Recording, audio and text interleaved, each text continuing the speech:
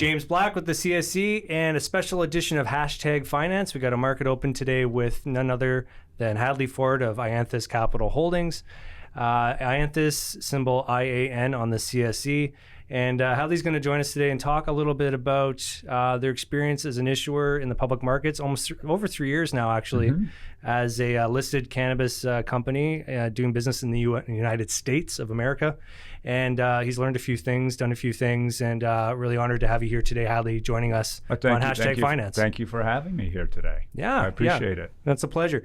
So what we usually do with these conversations, the first half is a little bit about the company, its history, and then I always like to talk about the entrepreneur, and we'll do that after the break. So to start, just curious to know, back from where you were 3 years ago to where you are today opening the market, I mean, a lot has happened. A lot has changed in the world of cannabis and public finance.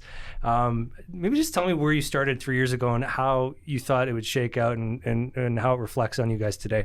Yeah, it actually started more than 3 years ago. It started about 5 years ago. Yeah. And my partner, Randy, and I thought there was tremendous opportunity in the U.S. cannabis space. One of the big things the industry was missing was capital.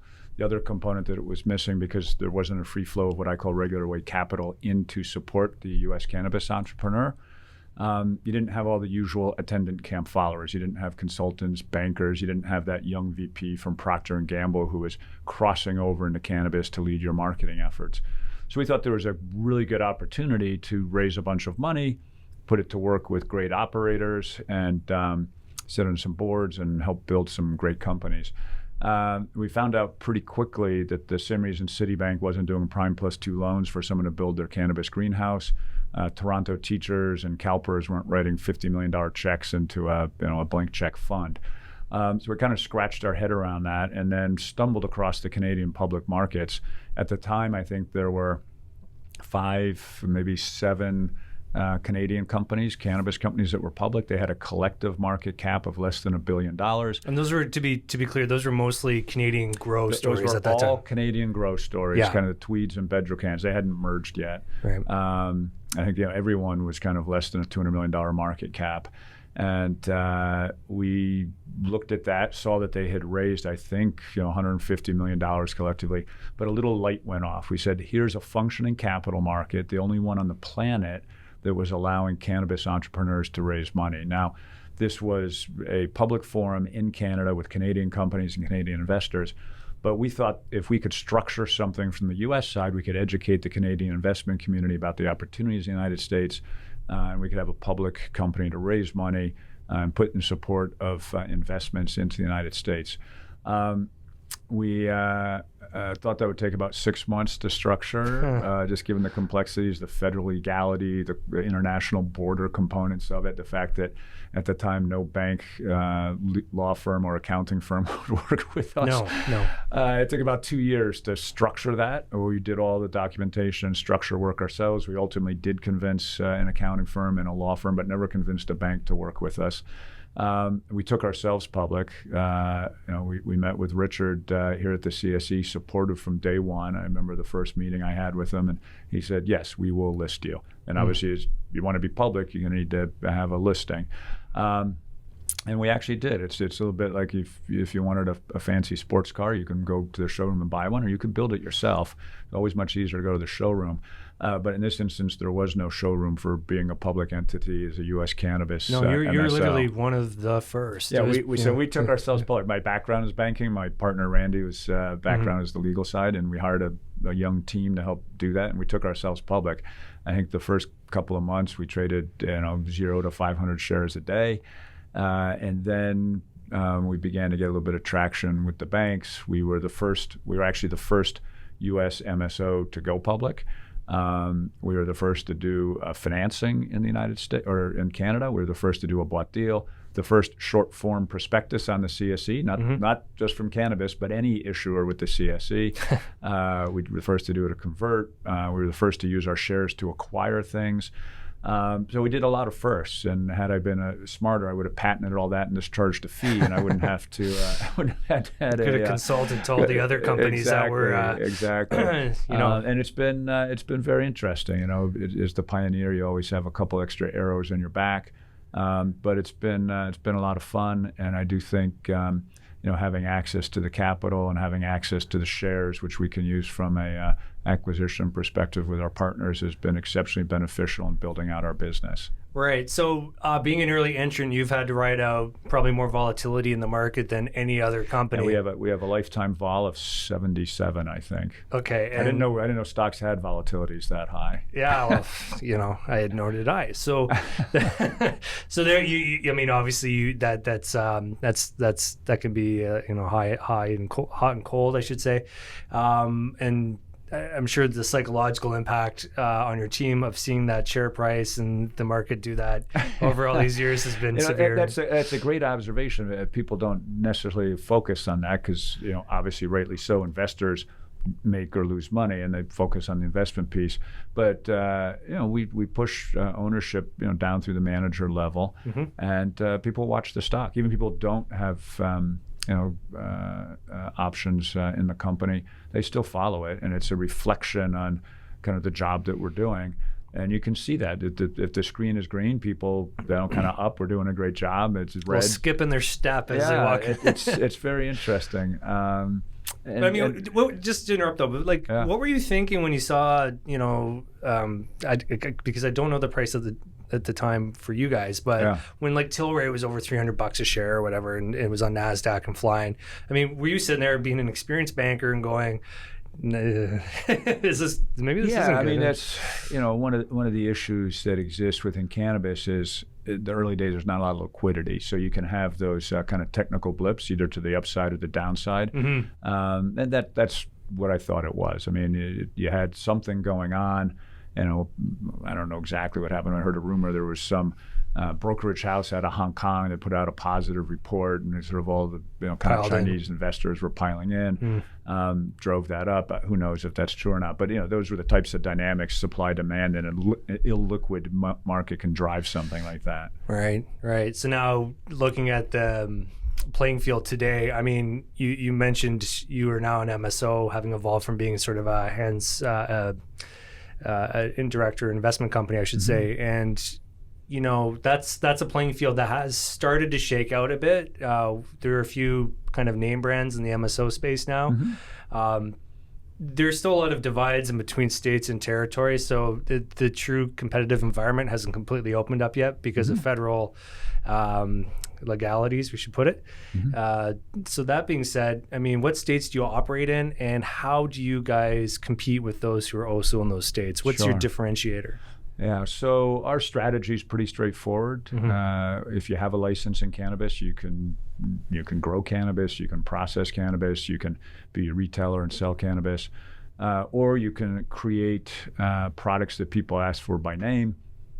Hopefully through time you have a brand.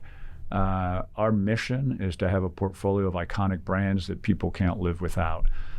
Those types of companies trade at much higher multiples. It tends to be more asset light and IP heavy, and we think that's a very strong way to create wealth for our shareholders. So our strategy then drives our tactics, which are pretty straightforward. Because of the federal illegality of cannabis in the United States, you can't have national distribution, you can't have contract manufacturers on a national basis. You can't really advertise much. Social media, you get kicked off repeatedly. It's a challenge, and that really drives you towards one type of business model, which is it's a throwback to 1936, which is bricks and mortar focus. So to have a relationship with a customer or a patient, you need to have a retail presence. That customer or patient needs to come in, be delighted, welcomed, learn about cannabis, buy products, buy them again and again and again, learn to ask for them by name. If you're fortunate enough to do a good job on that and delight your customer, you now have a product that can become a brand. And then you can distribute that, depending upon the state that you're in, to other retailers, online, delivery, whatever you can, to then take that beyond your retail store and have that become something.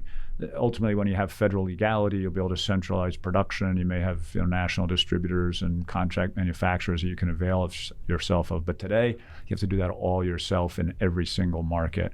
Our competitive advantage, I think, is that just ruthless focus on that strategy and hiring a team that has replicated processes before.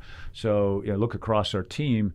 We've got great cannabis experts, but we're pairing them together with business leaders who've actually had great success in replication. So our chief operating officer came out of Stone Brewery. He joined them. They were a little-known craft beer manufacturer in San Diego. He blew them up to 50 50 countries. I know it, yeah. It's a good product. Stone's like an IPA. Delightful product. You got to go Stone. But the beer has to taste the same everywhere, right? Yeah. And that process, the process capability is replicable. Now, cannabis is a new content, but if you have the same SP&O process, you've got the same objectives. You can lock down that process, run Kaizen events, continuous improvement. You can have replication. So then, if the gummy in Massachusetts tastes and has the same effect as the gummy in Colorado, Arizona, Nevada, wherever you're launching that's imperative to being able to do that. So every aspect of our strategy on building that brand piece drives through every aspect of our business, whether it's marketing. Our CMO came out of Monster Energy, drove their revenues from $1 billion to $3 billion. He launched 23, 24 different lifestyle products. Our view is that if he can have people ask for by name, carbonated, caffeinated water, and get tattoos of it, that's the type of marketing piece we need to layer on top of our operational prowess. So that's just a ruthless focus, and you'll see that happen. We right now, a lot of people claim to be multi-state operators because they have operations in every state, but most of our peers have a big presence in one state and flags in all the others.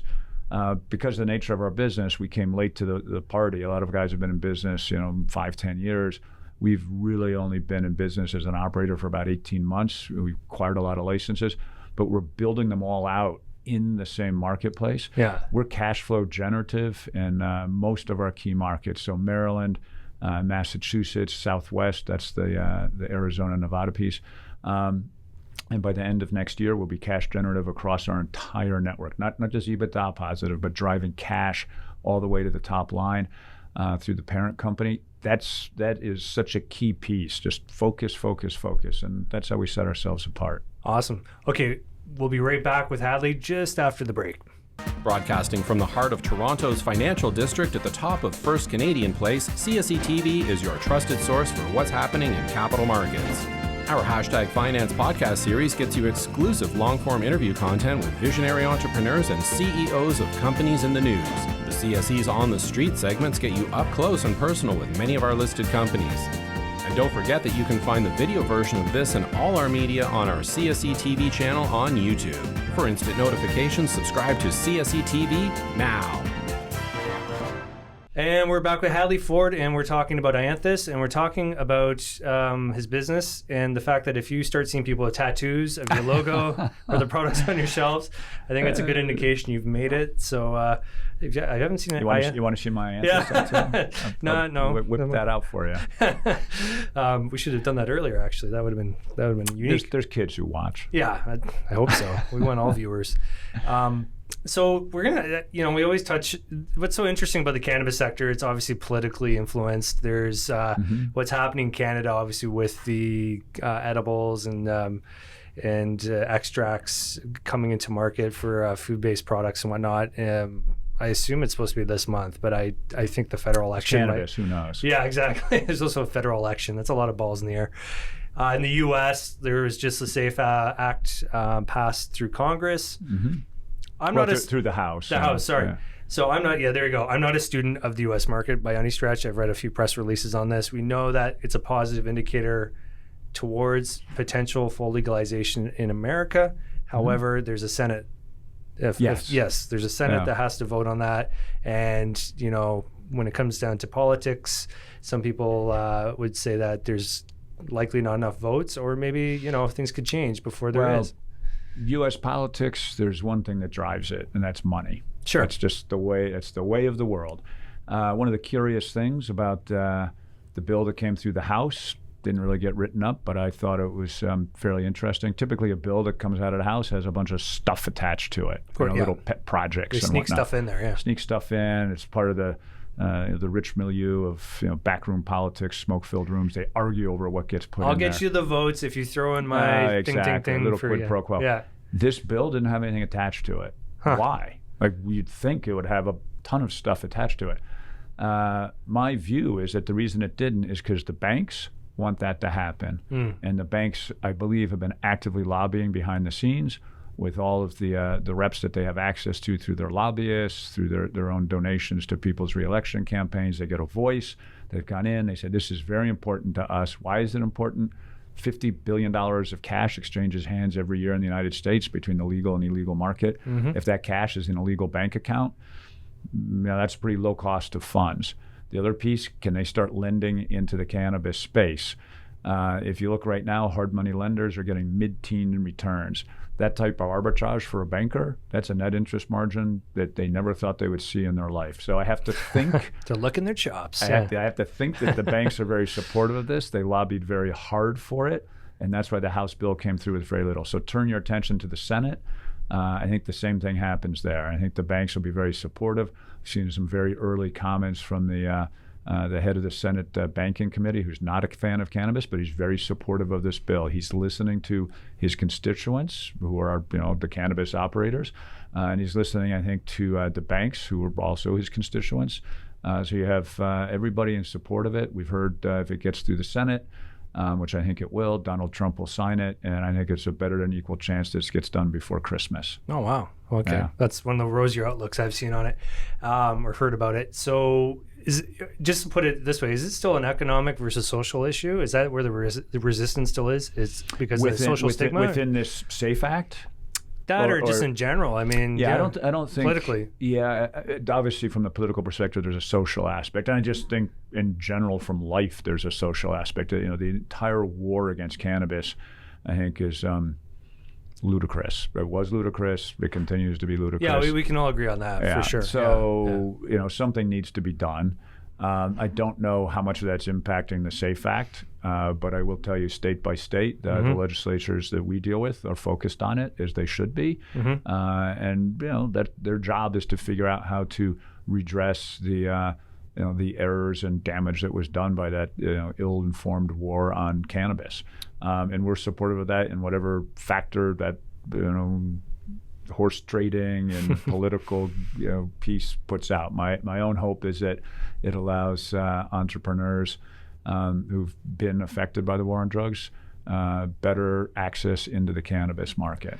Absolutely, and it'll open up better testing, which will result in better products, and obviously safer consumables for the end user. I mean, we looked at what's the negative headline the last few weeks was around the vapes and around people using black market product, assuming black market product, and ending up in hospitals or even having worse scenarios play out. So any thoughts on that and how have you had to navigate that topic at all? Or I mean, there's a couple of components, right? There's the facts, there's the opinion of politicians and how they respond, and then kind of where we think it'll be. But I think the near-term impact is clearly it's not a great headline. Investors who don't have the same knowledge and transparency of the market the actual operators do, that doesn't strike me as good for stock performance. The facts on the ground are, from a cannabis perspective, we've known about this problem for a long time. Counterfeit pens have been a big problem in the business. Pen quality has been a problem in the business. We QA/QC everything that arrives. We send some stuff back. Black market guy's not going to do that. He or she is going to look for the cheapest pen. They're not going to make sure it's tested trim. So if something doesn't pass testing, comes out into the black market at a lower price, they'll buy it, they'll extract. They'll use cutting agents. And then they'll put someone else's logo on it illegally, and then they'll sell it. And people will use it. They'll have no idea that they're ingesting lead or other superheated things like vegetable oil that studies have shown cause damage because they've studied it through the use of friolators at Mickey D's. So it's a problem. I think we'll have to navigate it for the next however number of months. It doesn't help when politicians put a ban in place. On the nicotine side, people go back to smoking. On the black markets or on the cannabis side, there's all of a sudden no legal alternative to the black market vape. So I think that makes the problem worse. I think the public health policy piece should be to have legal vaping regulated, tested, and the legal authorities ought to come in and shut down that black market piece. That's good public health policy. I think the politicians ultimately will arrive there, and that will be the ultimate outcome that we have. I don't have a time schedule for that. I hope it's sooner rather than later, but knowing politics, that might be a 6 to 12 month journey. Yeah, and I guess that's kind of the interesting intersect of cannabis. You mentioned public health policy. I mean, treating it along those lines for ultimately providing consumers new health products, new avenues for treatments on the medical side, and then, as you said, in the judicial side, treating drugs not as a way to lock people up, but actually, finding reasons not to lock people up for minor offenses. Yeah. And, it's like head shaking, some of the stories from the last 30 years. It's just crazy. I bet. Yeah. No, and we won't go into the history from the 20s or whatever from how it all originated, but America's changed in a lot of ways, and in other ways, it's still got some of the underlying issues that have caused this problem, maybe, in another discussion for another day. And I think maybe what I'll just end the conversation on with you, Hadley, is you mentioned you were a banker. You mentioned that you're a suit and tie guy. I can tell. That's the brand I project. Yeah. And that's okay. I mean, I'm wearing a suit and tie myself today. Those watching, you can see. At what point, just personally, did you have to talk to anyone in your inner circle and say, like, I've been in this sort of safe, bubble of doing, maybe it was not safe, but I assume, you're in banking and whatnot. It's a pretty respected and known thing that you can do. And then you had to move, you had this inclination to go into this industry, which, it's illegal, federally illegal. It's kind of a family business. My parents used to grow cannabis in the 60s. Wow. And they told my grandmother they were French marigolds. My brother was already in the business. My sister was already in the business. Oh. I was, the outcast from the family, and my brother and sister got me involved. Oh, you're okay. So you were the one the apple that fell far from the tree. Yeah. Well, actually, I've got my brothers in it, my sister, and I have another brother who's not, and we call him the white sheep of the family. Right. So we. My politics haven't been a sort of a child of the 60s and 70s where, power to the people, stick it to the man. My youngest daughter tells me I am the man, so I just stick it to myself. But, my view's always been the government serves the people, and don't tell me what to do with my body. Don't tell my daughter what to do with her body. Don't tell me what to put in my body. And that was sort of my attraction to this. I saw... it's just ludicrous. People would have jail time for having a joint, and I saw that coming legal. I give kudos to my brother and sister, getting out years ahead of me on that. Yeah. But once they got me involved, I said, okay, this is a piece I can get behind. I can take the skill set I learned as a banker and investor and provide value. But we can also use a platform to do the right thing and. From an employee perspective, a society perspective, a community perspective, advocate for change and make those changes positive. Awesome. Well, thanks again for sharing your story with us. I think you're the first guest to come in and actually say it was a family business. So I always question, how did you get that experience in the cannabis industry? It didn't, a lot of expertise kind of came out of nowhere, but you actually had it. Thanks again, Hadley. Congratulations on, I think, 37 months now listed. 37 months. Yeah. Not that we're counting. And it feels like 37 years. Yeah. Especially the last 3 months. And again, if you're watching on YouTube, please subscribe. There's a button somewhere around here. Just subscribe because you're going to get more great content. We're putting out at least 2 of these a week. And if you're listening on Spotify, SoundCloud, Apple, again, subscribe. Get the stuff straight into your player. Again, we're delivering great content 2-3 times a week with CEOs across all industries. Please. And again, thanks for listening. Thanks for watching. And thank you, Hadley. And we'll see you all soon. Wonderful. Thank you. All right. Bye. Hi, it's Grace from the CSE reminding you to make sure to follow us on social media for the latest updates on our listed companies as well as new listing alerts. For more in-depth content, be sure to pick up our free quarterly magazine, Public Entrepreneur, available online at thecse.com.